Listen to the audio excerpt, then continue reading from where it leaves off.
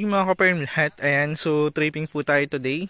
Bali, ang location po nito is Tagkawan, Quezon. And 1 hectare farm lot po ito. So bali, 3 property po ito mga ka-farm lot na 1 hectare farm lot. So bali, lupa po ito na magkakapatid from mother title to TCT title. So may title na po bawat lot. And na-transfer na po sa magkakapatid.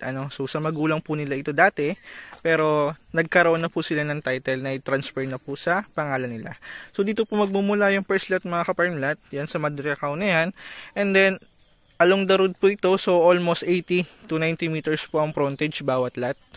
Ayan. So bali ito po yung first lot mga ka-farm lot. Plot land po ito. So yung 3 property po almost platted po yan lahat. Ayan. Kung mapansin nyo po walang malataas na part. So platted po yung area na yan. Yun lang medyo madumi yung property kasi hindi po naasikaso ng may-ari. So cemented na rin po ito mga ka-farm lot. Cemented. Barangay road na rin po. And then sa source ng kuryente, ayan lang.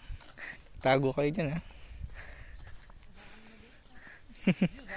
So ayan. So yung first lot po mga ka-farm lot is bali left and right po yan ng kalsada. So bali natuhog po siya ng barangay road. And then yung susunod po na second and third lot is left side na lang po. Pero along the road din po ito. Ayan. So bali ito po yung first lot. Ikutin lang natin. Ayan. So ito yung kalsada niya. So along the road po ito. Ayan. So platted po ito mga ka-farm lot.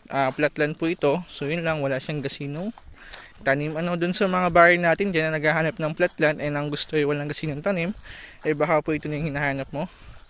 Ayan. So kung ang gusto nila, may mga bahay kasi minsan mga ka-farm lot na ang hanap na property is yung walang gasinong tanim kasi sila na po yung magtatanim. Ayan, may mga hardwood din po ito. So puntahan lang natin. And may ilog po ito mga ka-farm lot, kaya lang nasa dulo pang part. So ayan, bali ito po yung boundaries nya, yung part na yan. Ayan. And then meron po itong old rice land sa likod. Ayan, so farm lot po ito and then may portion po siya na rice land. Pero sa ngayon, hindi po siya nag-ooperate. And pwede naman po natin yung buhayin o gawing rice land ulit. Ayan, so i-develop lang po yan. Babakpakin lang ulit yung lupa para lumambot. Ayan, so bali 3 hectare yan mga ka-farm lot na nasubdivide na. And may title na po bawat lot. So ito po yung portion na rice land. And then ito pong part na to. So along the road yan. And then may mga anyog po dyan sa part na yan. And santol, mangga, and then nara meron din po. Pero ito po yung portion niya na rice land. Ayan. So malawak po ito, pero ito mga ka-farm lot ay subdivided. So yung part na yan, so yan na po yung second lot. Ayan, pero ito pong portion na palay na to ay sako pa po ito ng 1 hectare mga ka-farm lot. Ayan.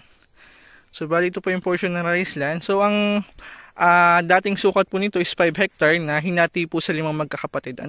So yung una ay reserve na po, and then yung pangalawa ay hindi po binebenta.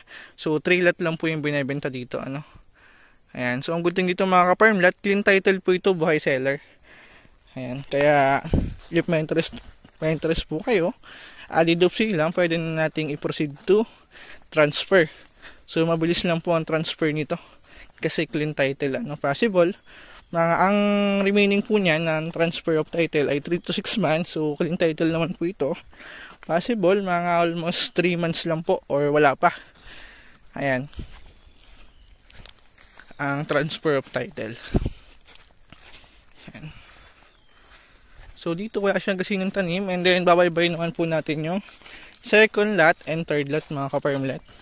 Ayan, ang good thing dito mga ka-farm lot, along the road po ito. Pagbaba mo ng sasakyan, property na Ayan, so platted area. And then ayan lang po yung barangay cemented road. Ayan, so may kapitbahay ka na rin. Bahayan na rin po ito mga ka-farm lot, kaya hindi po liblib yung lugar. And then ang distance po nito sa National Highway, it's almost 15 minutes from National Highway. And then town proper naman po, mula National Highway magdadrive tayo ng 10 to 15 minutes. So almost 30 minutes po ito to town proper ng Tagkawayan. Ayan, sa kuryente.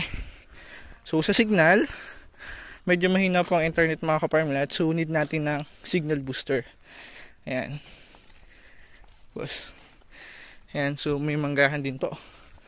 Ayan, so dito po yung second and third lot ay left side na lang po ng property. So yung first lot ay natuhog po siya ng kalsada, left and right. Pero yung second and third is left side na lang po. Ayan, bali ito po yung second lot mga ka-farm lot. Ayan. Nagbibideo si Sir Jeff. Pwede hiningal tayo dun Ayan, may liputi. Ayan, so ito po yung fruit bearings dito. And then may santol. Yung liputi din. Ayan mga ka-farm lot. So namumunga na. Ayan, pwede tayo manguha. Ayan siya. Yan. So, ilan-ilan po yan mga ka-farm lot. Yan ang pwede natin gawin.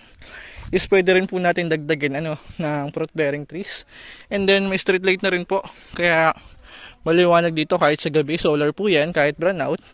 May ilaw po yung property. Okay. Ikot lang natin. So, yun. Pasok naman po ang 4 wheels dito. Kahit Vios or kahit anong uri ng sasakyan na mababa. Pasok naman po sa property. So, although may part siya na rough road. Pero banayad naman po yan and pantay. Kaya kahit mababa yung sasakyan, hindi po sasabit at pasok po dito sa property. Ayan, kahit maulan. Ayan, so ito ang portion na to, platted din, na pwede ka na po magbahay. So ito yung barangay road. Dito lang po tayo gagawa ng parking. So pwede ka na po magbahay sa part na yan. And then yung likod, yun po yung farmland mo. And then may portion siya na raised land. So pwede po natin i-develop ulit. Or pwede natin i-convert to pwede nating taniman na lang ng fruit bearing trees mga ka-farmlet, ng kakao, santol, lansones, avocado. So marami po tayong pwedeng gawin. And then kung livestock, pwede rin kasi may source po ng tubig. May ilog po dyan. And then yung third lot, may bukal. So pwede po yun maging source ng tubig natin kung maghahayupan po kayo. Ayan. So ito po yung second lot. And then abot dito lang po yung cemented road niya sa second lot. And yung unahan yan ay ayan, so lupa na po. Pero ang kagandahan yun mga ka-farm lot, banayad naman po yan. Unlike dun sa ibang rough road na lubak-lubak. So ito po ay pantay naman. Kung mapapansin nyo, ang kagandahan doon, kahit umulan, hindi pwede nagpuputik. Ayan. So hindi po yung nagpuputik kahit umulan.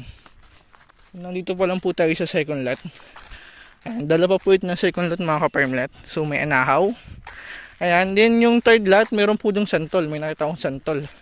And mangga. Marami po siyang puno ng mangga. And then nyog, Ayan, may anahaw din. So yun, may poste pulit ng kuryente. Ayan. Yun, santol. Ayan mga ka-farm lot. So ito po yung second lot. Ayan, may mga santol siya. Santol. Yun, santol din po ito. Ayan, so marami po siyang puno ng santol. Ito santol din. So dito po, marami akong nakitang puno ng santol. Siguro lampasan po. Ayan. So yan po yung fruit bearing trees niya. So pwede na lang natin dagdagan yan ng rambutan, yan, avocado, lansones. So may nabibili naman pong crafted fruit na 2 to 3 years ay namumunga na po. Ayan. So napakaganda po itong mga ka-farm lot na retirement plan kasi pagbaba mo ng sasakyan property na. So no need na natin maglakad or kumuha ng right of way. So yun po yung kagandahan dito. Ayan. So along the road po ito and then platted po yung area na yun mga ka-farm lot. And sa investment, pwede rin. Good investment din po ito kasi mura yung property and then accessible puntahan. And yun mga ka-farm lot, ang Tagkawen Quezon po ay isa sa magde-develop ng New Manila Bicol Expressway. Kaya soon possible, magtaas po ang value ng property dyan if ma-develop yan. Kasi alam naman natin yearly, if nagkakaroon ng development sa lugar, nagtataas po ang value ng property. So tulad ito, yan. So dahil hindi po siya fully cemented, nagre-range lang po ito ng 900k per hectare. Pero ang zonal value po ng Tagkawayan is nagwa 105 to 155 na po per square meter. So meaning, nagwa 1 million na po ang property sa Tagkawayan, ang 1 hectare kahit hindi tabing kalsada. So if ma-cemented po ito, possible, mag-value na po ito ng 1.2 to 1.5 million. So yun lang mga ka-farm, hihintay lang natin ma-cemented yan. So ganun po kabilis magtaas ang value ng property. Kaya napakaganda pong investment nito. And so malayo pa po itong mga ka-farm lot, yung second, third lot. Bali hindi lang natin mapasok yung likod kasi yun nga po medyo madumi o medyo madamo. Pero mabilis lang po linisin yan. Ayan, so may mga contact naman po tayo na pwede maglinis ng property mga ka-farm lot. Ayan, so dito po mabubview naman natin yan. na wala namang mataas na part o mataas na puno. So ibig sabihin yan mga ka-farmlat, platted naman po yung area niya. Yan, so ito po yung part na upland niya or yung part na may mga puno ng nyog. So yung likod po niyan ay rice land na po ano. So dati pong tubigan na pwede rin po nating i-develop na rice land po ulit. Ayan, para yung rice na kakainin natin hindi natin bibilin sa labas or sa kung ano man, sa property natin manggagaling. Ayan, and then kung masipag ka magtanim ka lang po sa province. Kung masipag ka magtanim, hindi ka nagugutom ano. So unlike sa Manila, ultimong kangkong binibili. So dito po pinupulot lang yan. Pag masipag ka magtanim, hindi ka magugutom dito mga ka-farmlat. Ayan, so yun po ang kagandahan dito sa province ano. Ayan, kung for retirement plan ang hanap mo mga ka-farmlat, so tamang-tama po ito. Ayan, accessible puntahan. Maganda mag-alaga ng hayop, may source ng tubig, may source ng kuryente. Ayan, so kung mahilig ka magtanim, swak na po yan, 1 hectare na yan. Ayan.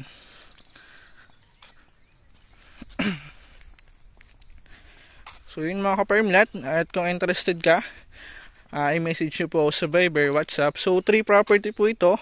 Ang kagandahan yan, pag nag-viewing tayo, isang lugar lang, may 3 option ka na agad. At yun naman mga ka-farmlat, pag viewing po kayo, so at least mga 3 to 5 property po yung pwede nating ma-view para at least meron po kayong option. Ayan. So yun mga ka-farmlat, abutit na lang po ang video natin. And kung may kaibigan po kayo na willing din bumili ng property, so 3 hectare farmland po ito na subdivided per 1 hectare. Ayan, so pwede po kayong magkakumuha ng tigo 1 hectare yan, so para magkakapit bahay po kayo. So yun lang mga ka-farmland, thank you po and God bless po.